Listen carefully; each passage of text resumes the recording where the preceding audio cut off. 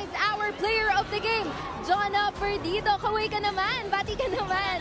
O yun, so una pa lang, nag-uumpisa pa lang yung season, sinabi mo na sa akin noon na gusto mong ibawi yung sarili mo. Ngayon, anong pakiramdam kanina dun sa service line na buong Araneta Coliseum chini-cheer ka?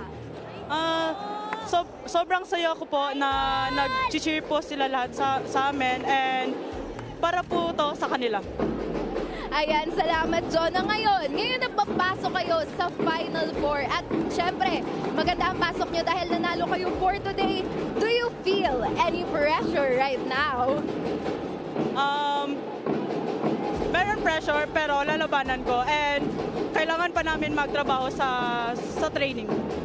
Ayan, so we can't wait to see kung ano pa yung mga tatrabahuin nyo sa training, kung ano pa yung mga magiging surprise nyo para sa amin. Ngayon, gusto ko lang malaman, Jonah, pagkatapos ba ng laro na ito at pagkatapos ng panalo, ano ang una mong gagawin?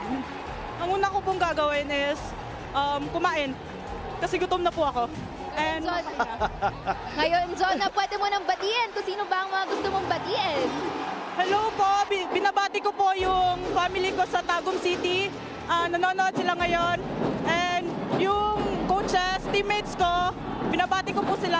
And yung fans po, yung USD community, maraming salamat po at pumunta kayo dito at nanood. Para po to sa inyo. Thank you. Yan, maraming salamat, Jonah. But for now, we're gonna go back to you, Bumen Poli.